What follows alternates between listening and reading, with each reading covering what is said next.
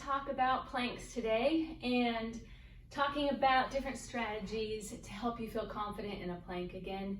I get a lot of women who come in for physical therapy because planks hurt their back. They can't do any core exercises, they have too much back pain, too much core weakness. So what I thought I could teach is ways to be able to test your core in a plank and how to then train your core for a better plank.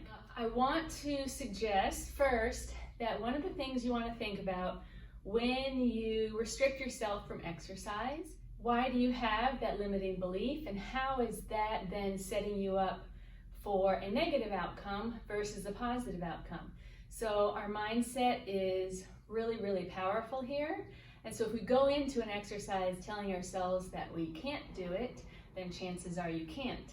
So what I want to teach you is ways that you can be confident and positive to set yourself up for success.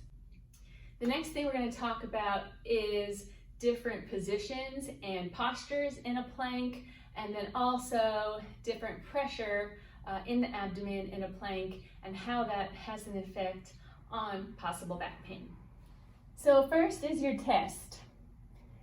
You're going to actually do a plank, and what you're going to do is pay attention to what kind of recruitment strategy you have. Pay attention to your breath, pay attention to your core, and pay attention to your low back. So when you're in this position, you're going to hold it for 5 seconds and then see what's happening. Do you feel it immediately in your back? If so, then we'll modify. Do you notice that you're holding your breath to really try to increase that pressure and that extra tension? There might be strategies that we can do to increase your strength in that. One of the strategies could also be to change and alter your breath. So when you're in a plank, can you inhale for 5 seconds? Can you exhale for 5 seconds? Do either of those make a difference in what you feel in your back? If you know that you get into a regular plank and you immediately have back pain, then let's go into a modified position on your knees. It would be wise to do this in front of a mirror so you can see your position and alignment. So if you're on your knees, are you holding your breath? Are you really trying to increase a lot of tension and load here? Can you inhale for 5 seconds? Can you exhale for 5 seconds? Can you change your position by bringing your bottom up? This is an ideal plank down here, but what happens if you bring your bottom up? Does that change your back pain? Does it improve it? It makes it a little bit easier. It takes off the load. So that's one strategy that you can alter to reduce the back pain, but still have a load in your core to gain strength. If being on your knees was way too much, then you modify to a chair plank.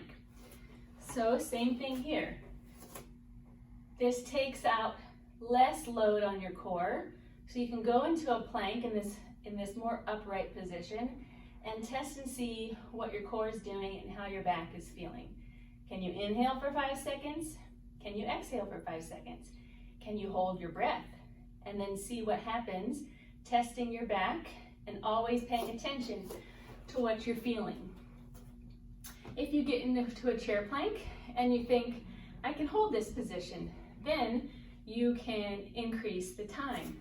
So go from 5 seconds up to 30 seconds, up to a minute. Once that gets easier, then you pay attention to how far down you can come into that plank, or you can lift one leg up and cause less stability, which then changes the ability of your core to fire. When you are feeling pretty confident with this, then you can also retest back onto your knees. Once you can improve your timing and your endurance there, then you can retest again back into a full plank. One of the things you want to consider is what's happening in your core. Is your abdomen doming and bulging? Are you able to engage your pelvic floor and your lower abdominals in that position? And if you can't, then go check out my video of how to connect your pelvic floor with your breath in a supine position, or in a standing position. Both videos can help you learn how to connect into your pelvic floor and your transverse abdominals. And that can be an extra strength training to be able to tap those muscles into holding a plank position. So I hope this gives you the confidence and understanding that you are capable, and sometimes just trying something different allows your brain to connect into your body and do things that you never thought were possible.